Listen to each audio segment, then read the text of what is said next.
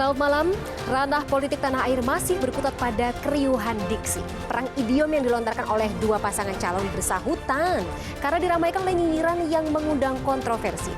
Perdebatan politik tersendat hanya pada Sontoloyo, Genderuwo, serta rekan-rekan lainnya. Lalu apa yang perlu dimaknai dari istilah yang ramai diperdagangkan belakangan ini?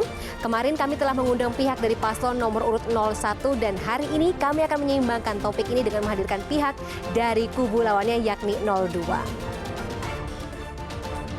Dan perbarui terus informasi terkini terkait dengan pemilu 2019 hanya di layar pemilu terpercaya bersama saya, Fadi Maniar.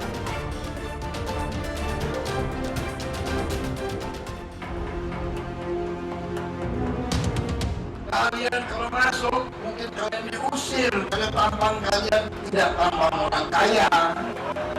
Tampang kalian ya tampang bulu lari ini. Winter is coming. Indonesia first. Make Indonesia great again. Hati-hati, banyak politikus yang baik-baik, tapi juga banyak sekali politikus yang sontoloyo. Bukan narasi yang menakut-nakuti, bukan politik genderuwo yang menebarkan ketakutan. Jangan takut sama genderuwo atau sontoloyo.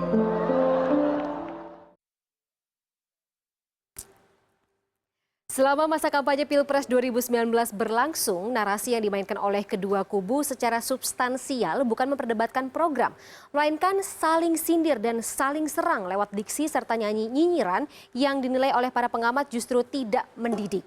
Kubu Jokowi menganggap bahwa sikap yang ditunjukkan oleh capresnya merupakan langkah untuk membentengi diri dari serangan kubu Prabowo yang terlebih dahulu melontarkan sindiran terhadap pemerintah. Kita melihat bahwa yang sekarang dilakukan oleh kubu Pak Prabowo adalah menggunakan strategi yang diadopsi oleh Trump dari propaganda Rusia yang dimulai dari tahun 2004 ya oleh Vladimir Putin pada waktu itu ketika pertama kali Georgia dan kemudian menginvasi Ukraina. Jadi ada beberapa ciri, sebenarnya dua pada pokoknya yang dia lakukan. Pertama adalah propaganda of fear, jadi membangun propaganda ketakutan seperti Anda lihat misalnya Budi, ketika Prabowo mengatakan Indonesia akan bubar 2030. Nah, kemudian yang kedua itu adalah obvious lies, kebohongan yang nyata. Mobil Nino Warisman dibakar, padahal korslet sendiri. Ratna Sarumpait dipukuli, padahal habis operasi plastik. Tempe setipis ATM, padahal nggak pernah ada tempe setipis ATM. Jadi harga-harga naik.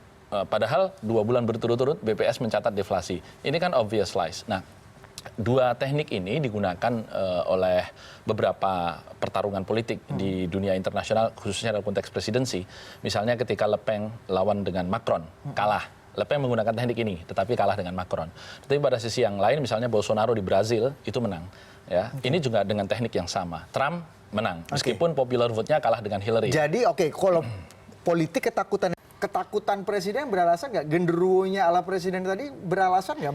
Memang itu ada di depan mata kita? Atau memang itu cara mengcounter isu saja? Dapat dikatakan sebetulnya itu hanya sebagai sebuah reaksi. Artinya apa? Ketika pihak penantang melakukan aksi X semacam itu, ada reaksi Y. Itu dalam sebuah konteks kontestasi, oke, silahkan. Tapi permasalahannya adalah apakah kita memang akan membangun sebuah sistem politik yang berdasarkan ketakutan. Artinya apa? Di dalam konteks semacam ini kekuasaan yang dilakukan bukan dalam kekuasaan yang jangka panjang. Yang dididik di sini bukan dididik dalam konteks kesejahteraan dalam jangka panjang, tetapi justru ini hanya pendek-pendek saja. Pendek-pendek saja. Pendek-pendek saja. Artinya bahwa kalau misalnya itu sudah hilang, nanti pasti akan hilang. Jadi kalau nanti timbul lagi, pasti akan direaksi lagi. Jadi kalau saya katakan dua pihak ini dalam arti tertentu, dalam tanda kutip, tidak mendidik. Saling serang menggunakan berbagai istilah tampaknya tengah jadi tren politik. Kali ini giliran setan di mitos Indonesia yakni genderuwo yang jadi pilihan kata untuk dilontarkan baik dari dua kubu yang tengah beradu dalam Pilpres 2019. Puisi genderuwo di istana oleh Fadli Zon dibalas melalui puisi genderuwo di Senayan oleh Sekjen P3 Arsul Sani. Tidak hanya itu, penyanyi Tompi pun sempat menyinggung kata genderuwo saat bernyanyi di acara hari ulang tahun Partai Solidaritas Indonesia atau PSI hingga membuat Jokowi dan pendukungnya tertawa. Penggunaan berbagai istilah bernada konotatif kerap mewarnai pertarungan dua kubu yang bertarung di pemilu presiden 2019. Jika sebelumnya ada beberapa istilah seperti sontoloyo hingga tampang boyolali, kali ini giliran salah satu setan yang ada di mitos Indonesia jadi bahan saling serang antar dua kubu. Setan itu adalah genderuwo. Istilah genderuwo pertama kali muncul dalam pidato oleh Presiden Joko Widodo dalam acara pembagian sertifikat tanah untuk masyarakat Kabupaten Tegal, Jawa Tengah Jumat kemarin. Genderuwo itu yang cara-cara berpolitik dengan propaganda menakut-nakuti, menimbulkan kekhawatiran. Yang kedua ketidakpastian, kemudian yang terakhir menjadi keraguan-raguan masyarakat. Ini cara-cara politik yang benar. Tak lama kemudian, genderuwo hadir dalam sebuah puisi yang diunggah di akun Twitter milik politikus Gerindra Fadli Zon. Dalam puisinya itu, Fadli menyebut jika ada genderuwo di istana dan hanya bisa dilihat oleh indera penglihatan khusus. Kubu petahana pun tak tinggal diam. Puisi Fadli dibalas oleh Arsul Sani, politikus P3 sekaligus wakil ketua tim kampanye nasional Jokowi Ma'ruf Amin. Arsul Sani membalas puisi Fadli Zon dengan sebuah puisi berjudul Ada Genderuwo di Senayan.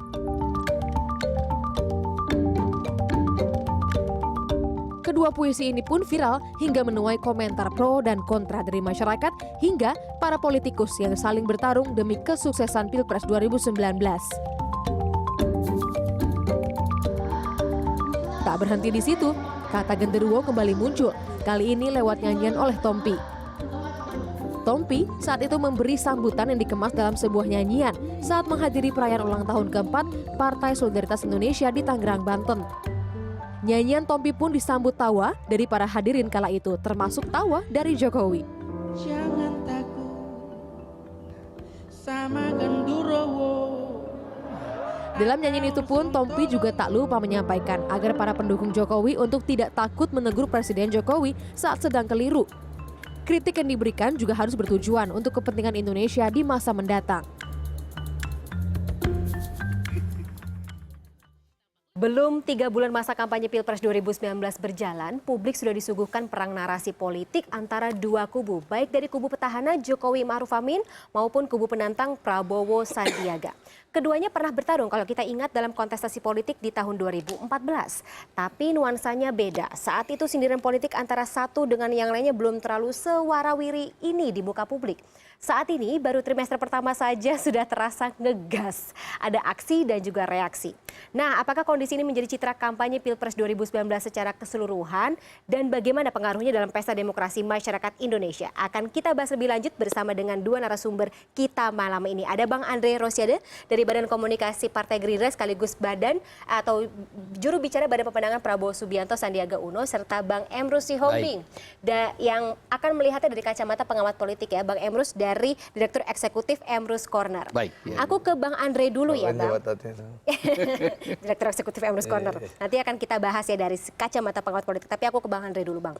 Kalau Bang Andre lihat ini sebenarnya narasi politik dari beberapa bulan terakhir ini sedikit banyak, bukan sedikit banyak sih, lebih banyak saling sindirnya.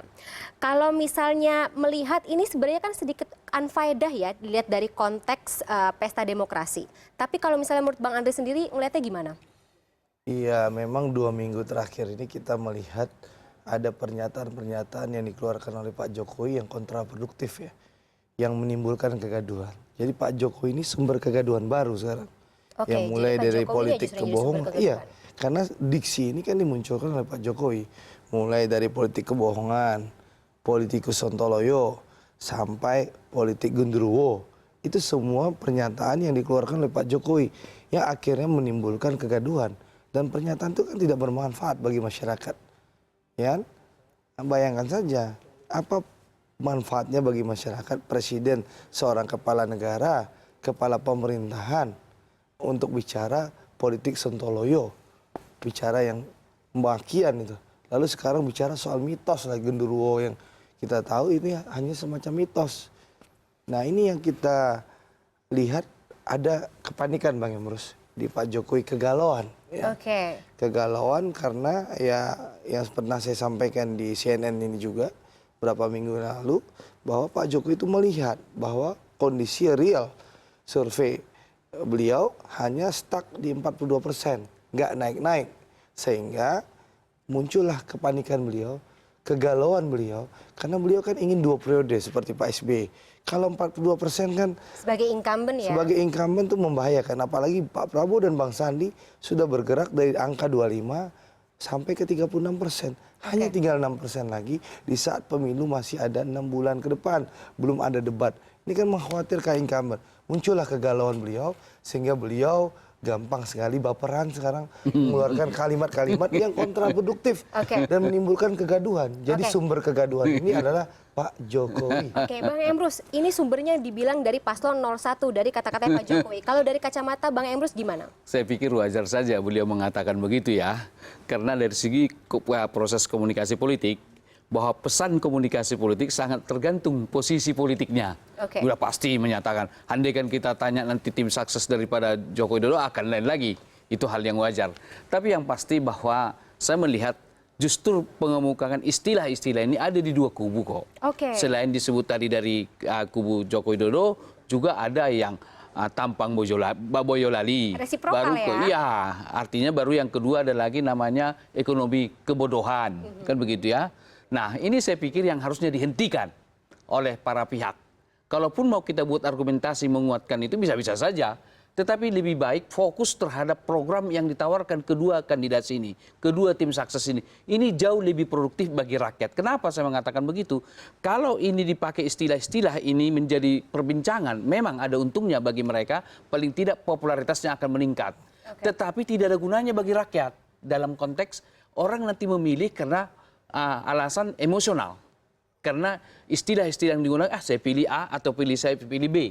Ketika mereka berkuasa, siapapun yang menang nanti, kita tidak bisa tagih program mereka. Oleh karena itu, jauh lebih produktif kalau para kandidasi ini menawarkan program. Saya terus terang mengatakan, saya tidak setuju disebut kata adu program, adu gagasan, adu ide. Kalau itu yang dipakai, seperti adu domba nanti. Mereka akan jadi seolah-olah membenarkan dia punya program, menyalahkan yang lain. Padahal dua-duanya bisa benar. Tapi tergantung perspektif mana melihat. Itu bukan sistem yang sudah biasa digunakan di pesta demokrasi Indonesia sebelum-sebelum ini, Bang. Baik, demokrasi kita kan demokrasi berbudaya. Kita demokrasi beda dengan di Amerika Serikat. Jangan dipakai polanya Donald Trump. Gitu ya. Jangan dipakai pola dari presiden negara lain ya, Bang ya. Demokrasi Pancasila yaitu sila kedua dari Pancasila. Kemanusiaan yang beradab. Itu kata kuncinya. Itu akan kita breakdown lagi nanti ya, Bang Andre, Bang Emrus. Adil dan beradab. Bang Andre, Bang Emrus, itu akan kita breakdown lagi ya. Layar Pemilu Terpercaya masih akan kembali di segmen 2 berikut, nanti akan kita bahas lebih dalam ya. Tetaplah bersama kami.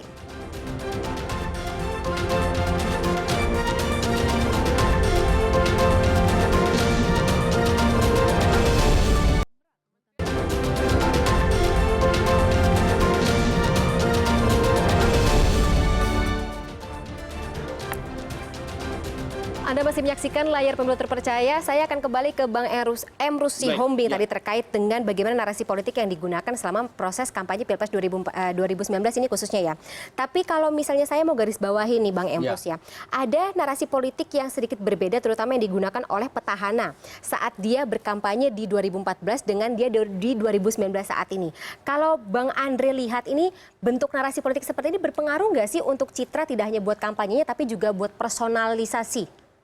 Kalau pandangan itu diperbincangkan di ruang publik bahkan di sosial media itu sudah semakin kencang gitu ya, paling tidak mereka ini akan meningkat popularitasnya gitu ya, karena diperbincangkan. Hanya persoalannya apakah akseptabilitas dan elektabilitas efektif terhadap kedua kandidasi ini dengan mengukakan katakanlah konsep-konsep semacam itu ya perlu penelitian, perlu survei gitu ya. Karena kadangkala popularitas belum tentu berkorelasi positif dengan akseptabilitas belum tentu berkorelasi positif dengan elektabilitas, tidak ada jaminan. Dengan kata-kata yang terdengar menyerang ya, seperti mungkin kita bisa dengarkan saat ini beberapa narasi politik yang diberlakukan atau dikatakan oleh sang presiden atau sang calon petahana Pak Joko Widodo.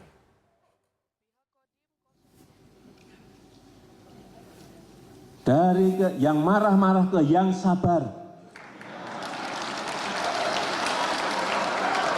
Yang marah-marah hijrah ke yang sabar.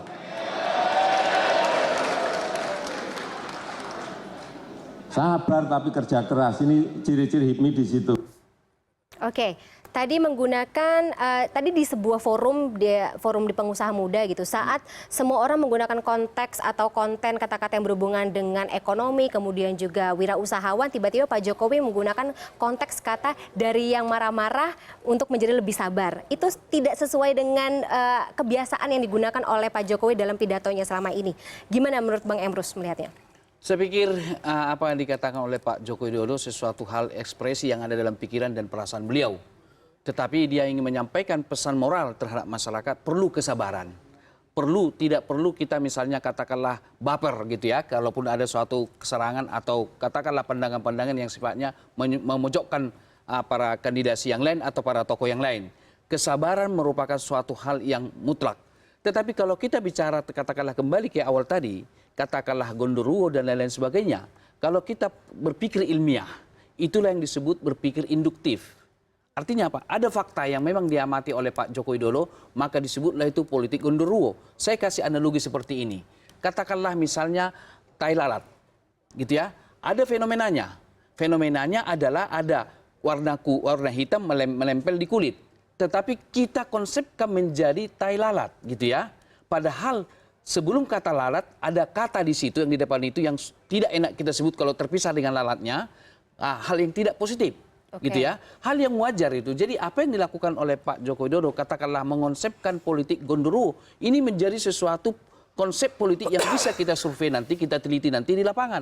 Apakah memang sudah terjadi politik gondoruo yang menakut-nakuti? Bukankah misalnya ada aktor-aktor politik yang melemparkan suatu gagasan atau pandangan yang menakut-nakuti? Misalnya salah satu dikatakan adalah bahwa tidak terwujud suatu yang dijanjikan tidak terwujud, itu disebut kebohongan misalnya seperti itu. Jadi ini bukan reaksi, bukan sebuah reaksi dari sebuah Saya mengatakan itu konseptualisasi dari fakta yang ada. Digeneralisasikan. Sama dengan misalnya bullshit misalnya. Itu kan fenomenanya adalah proses pembohongan fenomenanya. Maka disebut itu bullshit. Tetapi kalau kita cari arti harafiah bullshit, sesuatu yang tidak baik juga. Tetapi sudah terbiasa. Itu adalah maknanya omong kosong, bukan makna yang tertulis itu. Jadi hal yang wajar dikonsepkan seperti itu, dan ini menurut saya bisa nanti sebagai suatu disertasi doktor yang bisa dibuat melahirkan memang benarkah di Indonesia digeneralisasikan menjadi suatu politik gondoruo, politik sontoloyo, dan lain-lain sebagainya. Oke, bisa jadi konsep kampanye tersendiri gitu ya bagi pesta demokrasi ya. Kalau Bang Andre ngeliatnya gimana nih? Pak Jokowi terlihat cukup reaktif nih di awal-awal kampanye 2019, berbeda dengan gaya yang diberlakukan waktu 2014, padahal lawannya sama nih. Kalau misalnya mungkin bisa kita jabarkan narasi-narasi politik yang telah diberlakukan selama belum 3 bulan masa kampanye ini, bisa kita lihat di plasma di belakang Bang Andre dan juga Bang Emrus.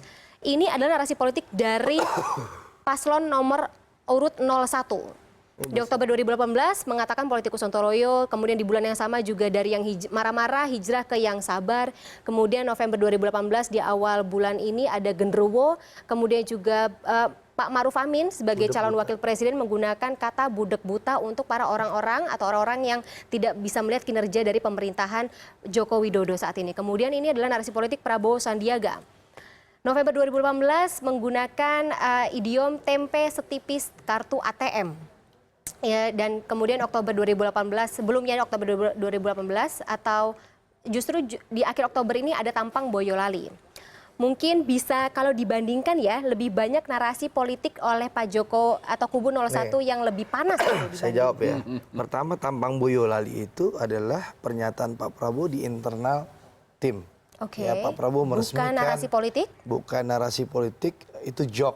Ya, job yang dilakukan oleh Pak Prabowo bersama teman-teman tim sukses beliau, tapi itu relawan viral. beliau. Sebentar, relawan beliau yang ada di Boyolali. Nah, beliau pidato 60 menit, tampang Boyolali itu hanya 1-2 menit, itu yang digoreng sedemikian rupa.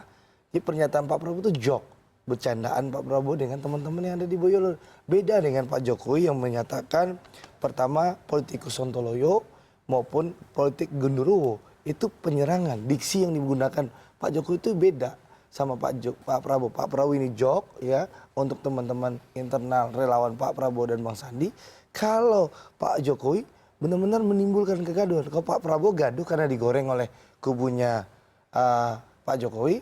Kalau Pak Jokowi ini benar-benar diksi yang dipakainya menimbulkan kegaduhan. Itu bedanya. Itu satu ya. Yang kedua, saya ingin menyinggung ya Bang Emrus. Ya. Kalau ini kan zaman milenial sekarang. Zaman digital. Ya. Pak Jokowi bicara mitos, genderuwo gitu loh. Bang Emrus tahu nggak? Rakyat Indonesia, kalaupun genderuwo itu benar adanya, masyarakat Indonesia itu jauh lebih takut soal kondisi ekonomi daripada genderuwo. Masyarakat generasi milenial sekarang jauh lebih takut susahnya mencari pekerjaan daripada genderuwo.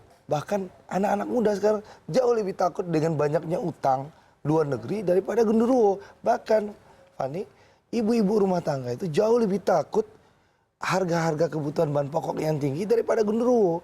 Ini yang terjadi sekarang. Bahwa ekonomi nyungsep, ekonomi sulit itu jauh lebih menakutkan daripada genderuwo. Bicara soal hijrah. Yang perlu dilakukan itu presiden yang melakukan hijrah. Hijrah dari pernyataan dan janji-janji beliau. Di 2014 yang tidak ditepati, segera hijrah, tepati janji-janjinya gitu loh. Narasi politik yang digunakan oleh kubu 02 kan menyerang. Dan jangan sampai ya janji politik 2014 tidak dilaksanakan, lalu kita kritik, lalu kita dituduh menakut-nakuti. Ini berbahaya loh. Berarti ke arah kinerja pemerintahan kan ya. Dan dari awal Bang Emrus, Pak Prabowo dan Bang Sandi tidak pernah bicara hoax, tidak pernah bicara yang tidak produktif. Pak Prabowo dan Bang Sandi konsisten bicara ekonomi, konsisten bicara lapangan pekerjaan, konsisten bicara soal harga-harga kebutuhan bahan pokok. Jadi secara substansi Pak Prabowo dan Bang Sandi konsisten bicara soal ekonomi. Di mana-mana Bang Sandi selalu bicara kan. Ekonomi. Justru pandangan beliau membenarkan konsep genderuwo itu. Kenapa? Gimana? Karena beliau menyampaikan suatu pesan-pesan yang menakutkan juga kan. Bahwa dikatakan harga naik, lihat saja cek di lapangan. Kenaikannya bagaimana? Misalnya tempe setipis ATM, harga makanan di Singapura lebih murah. Nah, reaktif ya Bang Emrus maksud saya justru inilah kalimat-kalimat yang dikonseptualisasi oleh Pak Joko Widodo sebagai genderuwo, sebagai genderuwo yang menakut-nakuti. Nah, oleh karena itulah justru dengan pandangan Bung Andre ini membenarkan konsep yang dilahirkan oleh Pak Joko Widodo. Biasa itu dalam suatu katakanlah dalam suatu proses berpikir induktif gitu ya, untuk mencerminkan suatu fenomena, kita generalisasikan suatu konsep baru.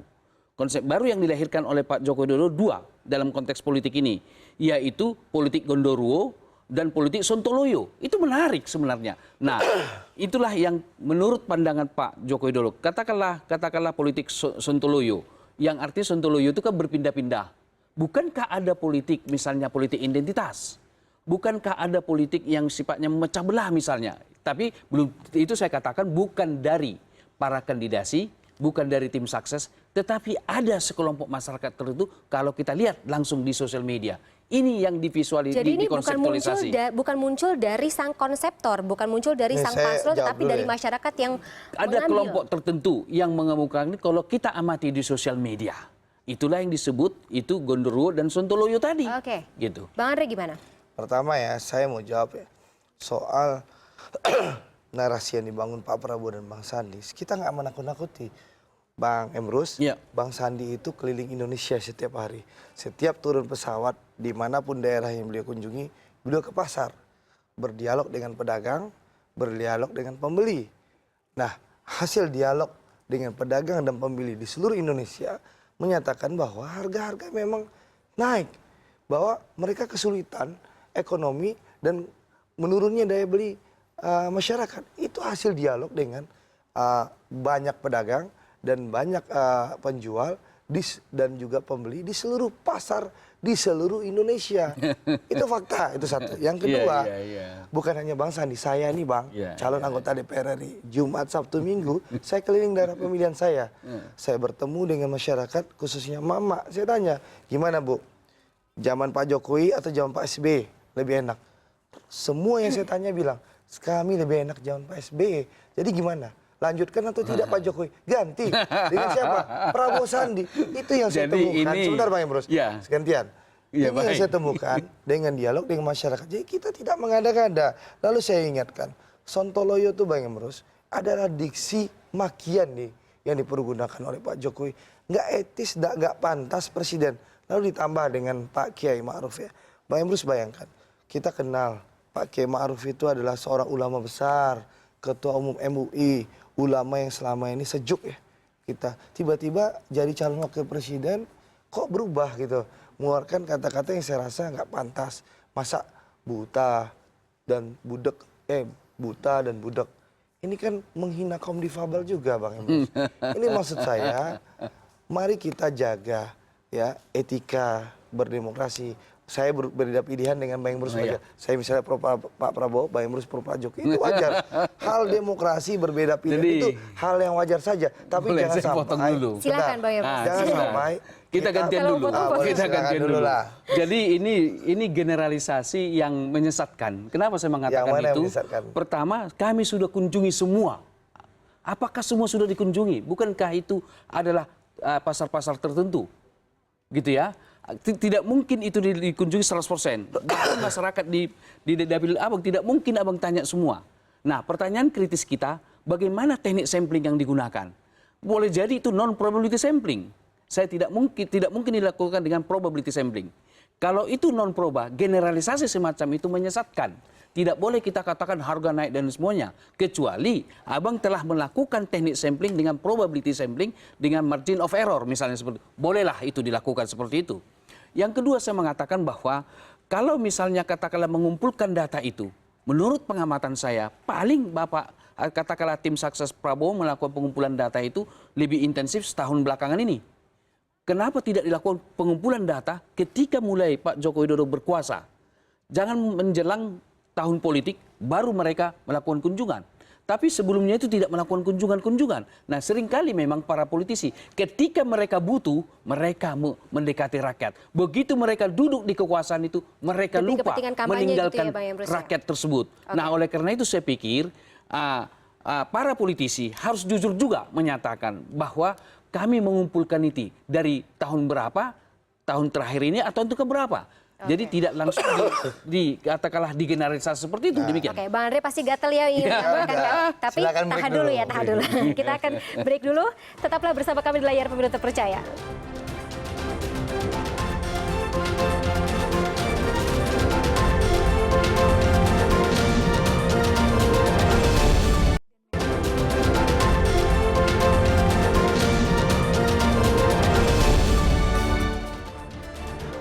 Anda masih menyaksikan layar Pemilu Terpercaya. Kita lanjutkan ke Bang Andre Rosiade yang tadi mau menanggapi pernyataan dari Bang Emrus. Jadi gini Bang Emrus, saya rasa yang kita lakukan dengan datang ke seluruh provinsi Indonesia, Bang Sandi, Pak Prabowo langsung berkomunikasi di berbagai pasar. Mungkin nggak seluruh pasar seluruh Indonesia. Iya betul. Tapi ya mayoritas mewakili pasar di Indonesia. Titik-titik yang kita ya kita jujur dong, sama seharusnya Pak Jokowi jujur. Kalau memang tidak mampu melaksanakan janji-janji kampanyenya, juga harus jujur. Akui, saya mohon maaf kepada rakyat, saya gagal melaksanakan janji saya. Jadi saya nggak maksa 2 kali, saya cukup 1 periode. Kan harus jujur juga.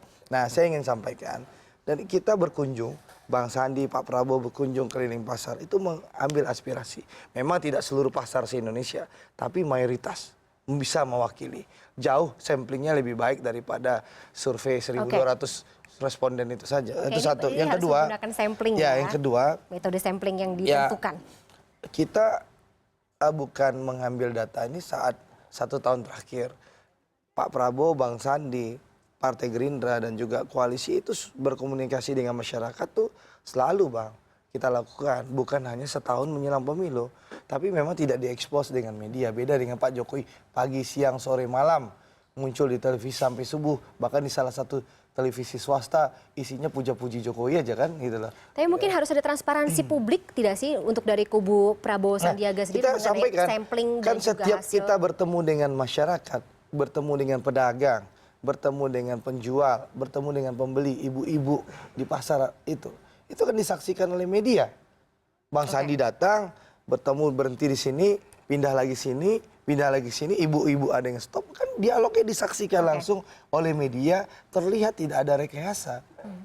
Itu yang terjadi, bahwa memang masyarakat Indonesia merasakan bahwa ekonomi ini menjadi masalah. Makanya Pak Prabowo dan Bang Sandi itu fokus. Ekonomi, tidak ada isu yang lain. Apalagi isu politik SARA, lalu politik identitas, itu bukan mainan kita. Saya ingin kasih tahu ya Mbak Fani, Bang Emrus, politik identitas, pengkotak-kotakan ini, mohon maaf Bang, ini terjadi zaman Pak Jokowi, 10 tahun zaman Pak SBY, kita menemukan stabilitas, tidak ada permasalahan. Oke, kita fokus. Ya, ini saya mau ngasih tahu nih, bahwa ini bedanya 10 tahun dengan zaman Pak SBY. Ini saya mengutip kata beliau bahwa sekarang terjadi politik identitas. Kan beliau mengarahkan seperti itu, ada isu itu. Saya menyampaikan bahwa zaman Pak SBY 10 tahun nggak ada hal itu. Di zaman Pak Jokowi lah dengan baju kotak-kotaknya beliau berkampanye. Sekarang lah masyarakat Indonesia mulai terkotak-kotak. Karena Pak Jokowi pakai baju kotak-kotak. Itu fakta juga. Kita masuk ke narasi politik lagi ya Bang Andre, Bang Emrus. Tidak hanya Pak Joko Widodo ya, tapi juga Pak Prabowo Subianto. Ada narasi politik yang sedikit berbeda sebenarnya dibanding saat ia kampanye di 2014. Lebih terkesan ngegas, kemudian juga banyak sih reaksi-reaksi terutama yang diarahkan kepada kinerja pemerintahan di bidang ekonomi seperti yang tadi Bang Andre katakan. Ini gimana sih Bang? Kalau mungkin bisa kita lihat sebenarnya ya ada metode yang juga diberlakukan seperti pernyataan dari Ketua Umum P3 Romahur Hurmuzi yang kemarin berdiskusi juga di layar pemilu terpercaya hari Senin. Bisa kita dengarkan terlebih dahulu? Kita melihat bahwa yang sekarang dilakukan oleh kubu Pak Prabowo adalah menggunakan strategi yang diadopsi oleh Trump dari propaganda Rusia yang dimulai dari tahun 2004 ya oleh Vladimir Putin pada waktu itu ketika pertama kali Georgia dan kemudian menginvasi Ukraina. Jadi ada beberapa ciri, sebenarnya dua pada pokoknya yang dia lakukan. Pertama adalah propaganda of fear, jadi membangun propaganda ketakutan seperti Anda lihat misalnya Budi, ketika Prabowo mengatakan Indonesia akan bubar 2030.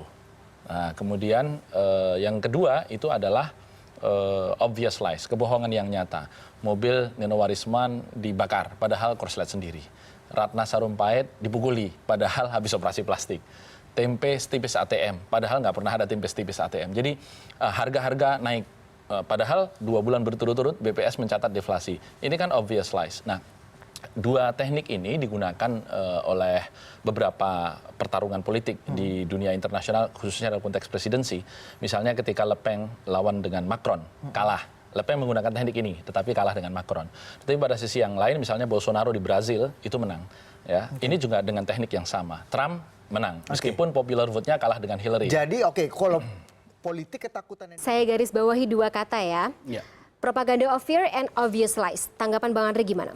Pernyataan Gus Rom itu hoax. Bohong. Bohong. Jadi saya ingin menyampaikan bahwa Gus Rom ini mimpi di siang bolong gitu loh. Menuduh Pak Prabowo menggunakan cara-cara Donald Trump. Ini terus terang narasi sampah, hoax, dan fitnah yang dilakukan oleh saudara Romi ini. Saya ingin menyampaikan ya, bahwa yang disampaikan Pak Prabowo itu bohong. Apa yang kita sampaikan kebohongan? Yang bohong itu calon presidennya Gus Romi yang banyak berjanji sama masyarakat ya. Mulai tidak impor kebutuhan bahan pokok ya. Ternyata di saat petani beras lagi panen diimpor. Bulan lalu di saat petani tebu panen diimpor gula. Bahkan sekarang di saat jagung lagi surplus, bahkan kita mengekspor Bang Emrus 360.000 ton. Jagung diekspor ke Malaysia dan Filipina, tiba-tiba pengen impor jagung. Kan lucu, Anda ekspor, tiba-tiba Anda mau impor. Bahkan nih semen nih, BUMN kita, pabrik-pabrik semen di Indonesia, ini surplus semen. Ya, tapi tiba-tiba pemerintah punya kebijakan lain. Melalui Kementerian Perdagangan membuka keran impor klinker dan impor semen. Apa yang terjadi? Katanya proyek infrastruktur di mana-mana. Tapi pabrik semen yang ada di Indonesia rata-rata labanya turun, mengalami kerugian, bahkan pabriknya ada yang ditutup. Ini menunjukkan apa? Oke, bahwa itu kebijakan kita stay on the line untuk konteks ya ini saya mau ngasih tahu itulah contoh-contoh kebohongan ya, propaganda yang paling dahsyat itu ya, kebohongan yang paling dahsyat itu adalah orang yang berjanji sama rakyat tapi setelah berkuasa tidak menepati janjinya. Ini Pak Prabowo itu apa yang dibohongi? Pak Prabowo bilang waktu debat Pilpres 2014 beda nih, saya kasih tahu nih, Pak Prabowo bilang bahwa ada kebocoran-kebocoran. Oke, tadi Pak Jokowi bilang, Pak Jokowi bilang semua gampang, ya semua uangnya ada, uangnya cukup, tinggal kita kerja. Yang terjadi apa? Pak Jokowi ngutang luar biasa banyaknya, menunjukkan uangnya nggak ada. Pak Prabowo udah tahu uang nggak ada karena ada kebocoran. Pak Jokowi tidak tahu apa-apa, berjanji bahwa tidak akan ngutang, ternyata dia raja utang. Gimana? Silakan Bang. Baik, saya pikir harus kita bedakan janji yang tidak diwujudkan dengan kebohongan. Itu kalau itu kita samakan, itu definisi yang menyesatkan. Beda. Kalau janji tidak diwujudkan, itu bisa saja tidak terwujud karena faktor-faktor tertentu. Misalnya contoh, katakanlah seorang gadis mau menikah dengan seorang kekasihnya, tidak jadi dengan kekasihnya. Apakah itu bohong? Kan itu kan sederhana saja menjawabnya. Nah, oleh karena itu harus kita bedakan. Lalu yang bohong itu bagaimana? Sederhana kita mendefinisikan. Apa yang dilakukan dan diucapkan oleh Ratna Sarumpait, itulah definisi bohong. Tidak sesuai kenyataan. Tetapi kalau rencana tidak terwujud, nanti bisa saja kita katakan kebohongan itu misalnya rencana, katakanlah Asian Games kita sama Asian Para Games kita punya target emas sekian. Baru terlampaui dari target itu karena tidak sesuai dengan rencana atau target, apakah itu kebohongan? Nah, oleh karena itu harus jelas definisi kebohongan itu. Karena seringkali memang para politisi ini memainkan konsep-konsep, memanipulasi persepsi publik. Saya mau katakan penjelasan tadi yang mengatakan bahwa utang, gitu ya, bahwa Pak Joko Widodo melakukan. Adakah program mereka menjamin bahwa ketika mereka berkuasa kami tidak berutang, kami tanda tangan? Misalnya tidak ada. Dan bagaimana memperoleh penghasilan itu nanti sehingga tidak berutang? Saya terus terang, menurut catatan saya, dari dulu sampai sekarang, siapapun presiden kita pernah berutang. Tapi Bang Emrus, mengenai propaganda of fear and obvious lies tadi ya, dilakukan di suatu negara bisa berhasil. Nah, gimana kalau misalnya di Indonesia ini sendiri? Saya pikir kita harus kembali kepada budaya Indonesia kita, Pancasila. Tidak semua yang ada diadop di negara-negara demokrasi liberal itu kita pakai ke Indonesia. Keindonesiaan kita adalah keberadaban itu, gitu ya.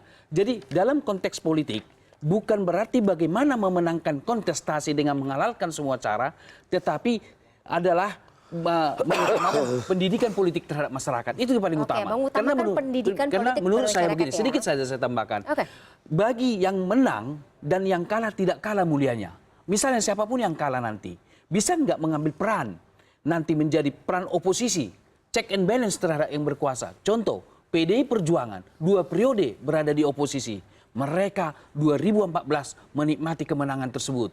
Jadi ketika ada di oposisi itu tidak kalah nilainya, tidak kalah mulianya. Tetapi seringkali memang seperti Marcia Felian menghalalkan semua cara, bahkan menggunakan konsep-konsep tertentu yang menurut saya tidak mengandung nilai pendidikan politik itu. Apakah ini digunakan oleh kubu oposisi saat ini?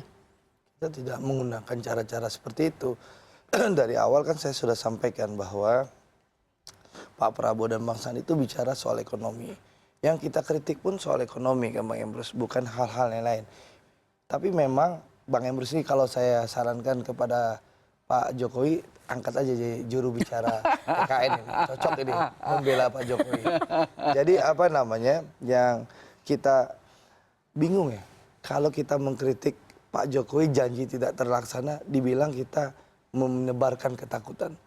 Lalu kalau dikritik bahwa Anda tidak menepati janji, setahu saya Bang, yang nggak menepati janji itu orang bohong Bang. Nah, cari definisinya Bang. Anda bayangkan? Ya. Tapi kan pemerintahan belum saya kasih tahu. Contoh Jaksa Agung, Presiden berjanji tidak akan mengangkat Jaksa Agung dari orang partai politik. Ini sederhana Bang. Yang ada apa? Jaksa Agung kita anggota DPR RI dari Partai Nasdem. Betul nggak Pak Emrus? Janji Pak Presiden apa? Nggak mengangkat. Itu contoh saya kasih tahu bahwa kita mengkritisi janji beliau. Nah, janji kalau nggak ditepati apa namanya? Bohong dong. Masa nggak boleh kita mengkritisi? Orang kalau janji nggak ditepati, kita kritisi bohong, kita bilang bohong, dilarang. Malah kita dituduh menebar ketakutan. Soal hal-hal yang lainnya, sekali lagi ya, saya ingin menyampaikan bahwa bicara soal kegaduhan-kegaduhan ini, sumber kegaduhan ya pemerintah sendiri, Presiden dan Pak Kiai Ma'ruf ya.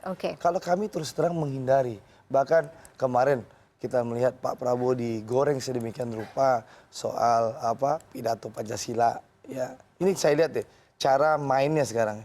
Lalu Bang Sandi digoreng sedemikian rupa soal makam ya. Kami fair saja. Kubu Pak Prabowo dan Bang Sandi tadi diulang-ulang Ratna Sarumpait. Saya sampaikan Bang Emrus, Ratna Sarumpait ini kami korban hoax dari Mbak Ratna. Ya, kami menyerahkan sepenuhnya kepada Walaupun pihak dikatakan kepolisian. oleh Ketua P3 ini adalah hal yang kan sistematis ya. Ini kan Ketua P3 tuh banyak bohong ya, gitulah. Banyak bohongnya itu Romi itu. Jadi makanya kita sampaikan dari awal, silahkan pihak kepolisian memproses. Kami akan kooperatif. Kami juga berkepentingan pengen tahu apakah ada orang yang menyuruh Mbak Ratna untuk membohongi Pak Prabowo sehingga Pak Prabowo tertipu. Pak Prabowo itu satria. Dia tahu dia salah, dia minta maaf. Baik kasus Mbak Ratna maupun Tampang Boyolali, Bang Sandi pun kemarin mengakui kesalahannya. Saya minta maaf soal makam. Kalau saya dianggap menyalah. Kami satria, gentleman, minta maaf. Pak Jokowi janji A, B, C, D tidak ditepati janjinya. Nggak ada malu, nggak mau minta maaf. Malah sibuk mencari pembenaran bahwa itulah pentingnya Pak Jokowi dilanjutkan jadi 2 periode. Masa Anda nggak bisa tepati janji, lalu Anda diberikan kesempatan, harusnya Anda diganti. Bang Andre, Sekali lagi Bang Emrus cocoknya jadi jubir PKN. Ini narasi politik yang mungkin berbeda ya sebenarnya, tapi itu akan Bang Emrus jawab ya di segmen berikut ya. Tapi tetaplah bersama kami di layar Pemilu Terpercaya, kami akan segera kembali.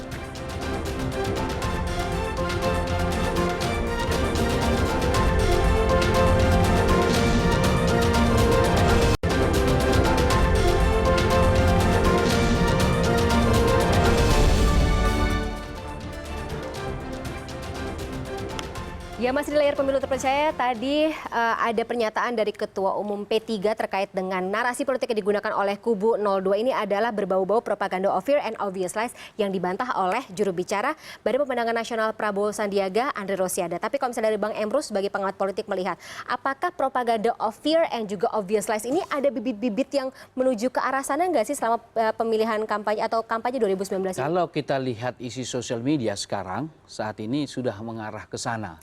Gitu ya. Tapi kita tidak tahu siapa di balik sosial media tersebut, gitu ya. Seringkali memang media ini, sosial media dimanfaatkan oleh kepentingan-kepentingan politik tertentu. Tapi tidak bisa kita mengatakan apakah itu bagian dari pertarungan mereka ini. Nggak bisa karena kita tidak punya data tentang itu.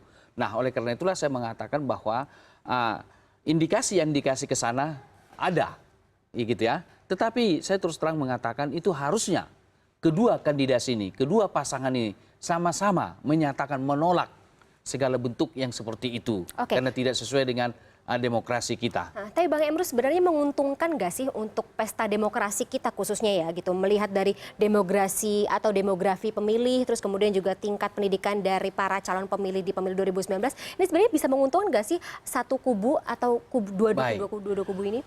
Yang pasti dengan pola propaganda seperti itu pasti ada yang di-upgrade, ada yang di-downgrade, kan gitu ya, ada yang diuntungkan. Langsung atau tidak langsung, pasti ada yang diuntungkan tersebut. Kita lihat contoh ketika kemarin itu pilkada kita DKI Jakarta, di tengah isu-isu semacam itu gitu kan. Nah, ada nggak yang diuntungkan dari isu itu? Ada nggak yang dirugikan gitu ya? Nah, justru saya mengatakan sekalipun ada yang diuntungkan dalam konteks propaganda semacam itu, idealnya harus sama-sama kita menolak. Tidak boleh kita menang dalam suatu kontestasi di tengah isu-isu propaganda yang menurut saya tidak sesuai dengan nilai-nilai budaya atau demokrasi ke-Indonesiaan kita itu. Bang Andre setuju nggak? Ya, saya rasa 5 bulan ke depan ya, sisa waktu Bang Emrus, semua pihak harus menahan diri. Khususnya pemerintah, Pak Jokowi ya, Presiden sebagai kepala negara. Semua pihak saya pikir. Ya, semua pihak, tapi khusus tentu Presiden ya. Karena Presiden ini kepala negara, kepala pemerintahan, contoh teladan bagi seluruh rakyat Indonesia. Tentu harapan kita Presiden jangan menjadi sumber kegaduhan. Itu pertama. Yang kedua, mari kita bicara substansi. Ya, bagaimana Jadi Pak kita Prabowo. dijanjikan nih akan ada substansi dari program-program kerja secara konkret ke depannya. Kita ingin bicara soal ekonomi. Makanya kita mendorong hentikan kegaduhan. Kita harapkan Pak Jokowi tidak lagi mengeluarkan pernyataan-pernyataan yang tidak penting, kontraproduktif dan gaduh ini. Itu satu. Yang kedua, mari seluruh pihak menahan diri. Yang ketiga, mari kita bicara substansi. Bagaimana pemerintahan ke depan bisa meningkatkan pertumbuhan ekonomi, bisa membuka lapangan pekerjaan, bisa memastikan harga-harga kebutuhan bahan pokok terjangkau bagi seluruh masyarakat Indonesia. Itu yang paling penting. Nah, kalau bisa kita dorong nih KPU. Daripada ada ruang kekosongan ya dari September sampai Januari, karena debat itu Januari, kenapa nggak debat kandidat ini kita majukan menjadi bulan Desember atau bulan November, sehingga masyarakat bisa melihat program mana yang lebih baik antara Pak Prabowo dengan Pak Jokowi. Oke, tapi pemaparan visi misi tersebut tidak hanya dilakukan saat debat, bisa nggak sih narasi kayak kita tuangkan dalam narasi-narasi politik ke depannya gitu, khususnya untuk kubu 02? Ya kubu 02 kan sudah menyampaikan, tapi memang detailnya kami ingin Pak Prabowo yang menyampaikan langsung berhadapan face to face dengan Pak Jokowi, sehingga masyarakat bisa menilai konsep Pak Jokowi atau konsep Pak Prabowo yang lebih tepat untuk menyelesaikan permasalahan bangsa yang sekarang lagi nyungsep ekonominya di zaman Pak Jokowi ini. Oke, Bang Emrus terakhir deh. Konklusi dari Bang Emrus sendiri kalau melihat apakah narasi politik seperti saat ini masih akan terjadi ke depannya atau akan ada perubahan? Kalau tidak ada kedewasaan politik dari para pihak, saya pikir itu bisa berlangsung terus seperti ini gitu ya. Dan itu sangat tidak baik untuk rakyat Indonesia. Sebab karena para kedua kandidasi kita ini adalah katakanlah role model, tokoh kita. Ya kan? Jadi jangan sampai para tokoh-tokoh kita ini, kedua kandidasi ini memberikan contoh yang tidak baik pendidikan politik bagi masyarakat. Saya mau katakan bahwa kalau memang katakanlah menawarkan program yang seperti itu, tidak boleh sekedar hanya ketika katakanlah berdebat. Mulai sekarang tawarkan kepada masyarakat. Jadi bukan persoalan bersaing antara Joko Widodo dengan Prabowo, tetapi adalah bagaimana menarik simpati rakyat. Oleh karena itu kita sarankan lebih cepat calon 02 ini menyampaikan kepada masyarakat program-program jauh lebih baik, jauh lebih baik daripada menunggu perdebatan. Kalau kita buka sekarang, nanti Januari Pak Jokowi udah dikasih contekan sama tim sukses disuruh jawab Pak Prabowo gitu loh. Rakyat bisa menilai sendiri kalau memang itu jitu Pak, kalau itu katakanlah lebih hebat. Baik nanti saya kira tidak ada masalah disampaikan. Kenapa kita tidak dorong debatnya dipercepat? Tidak usah nunggu Januari, dipercepat. Kalau saya mengatakan tawarkan aja kepada rakyat. Kalau kami tidak pengen debatnya dipercepat. Debat, atau belum siap kali. Bukan belum siap. Nah ini salahnya Bang Emrus ini. Bukan belum siap. Kami ingin ada debat langsung antara Pak Prabowo dengan Pak Jokowi, sehingga masyarakat bisa melihat. Jadi harus face to face ya? Iya, supaya masyarakat sudah tahu isi kepala Pak Prabowo apa, isi kepala Pak Jokowi apa. Jangan beli kucing dalam karung. Jangan lagi kita terhipnotis dengan pencitraan masuk God itu loh. Jangan juga tahunya dari media sosial, tapi harus tahu itu dari yang perlu kita ketahui dan masyarakat perlu itu, karena sekarang terus terang ya, masyarakat itu butuh langkah aksi nyata, bukan lagi sebatas pencitraan-pencitraan yang kita melihat bagaimana sekarang masyarakat sudah mengeluh dengan kondisi ekonomi yang begitu. Sedikit aja. Jadi yang saya sarankan bahwa kubu 02 ini menawarkanlah programnya lebih cepat, lebih baik. Baru kemudian pemerintah melalui kementerian-kementerian yang kesuksesan dari kementerian itu harus menggelorakan juga pembangunan yang sudah dilakukan di setiap kementerian. Sehingga adu program dan adu kenyataan yang kalau sudah itu udah Bang Emrus, bagus sekali kalau itu sudah terjadi. Dilakukan pemerintah, bahkan di bioskop pun mereka melakukan hal itu. Oke, sayang sekali tapi karena durasinya sangat pendek, walaupun perdebatan ini sangat menarik pada malam ini, tapi harus kita tutup dulu. Kita akan teruskan ini secara off-air ya Bang Andre dan juga Bang Emrus. Demikianlah diskusi terkait dengan narasi politik yang digunakan oleh kedua kubu yang akan bertarung dalam pesta politik 2019 mendatang. Layar Pemilu Terpercaya masih akan kembali.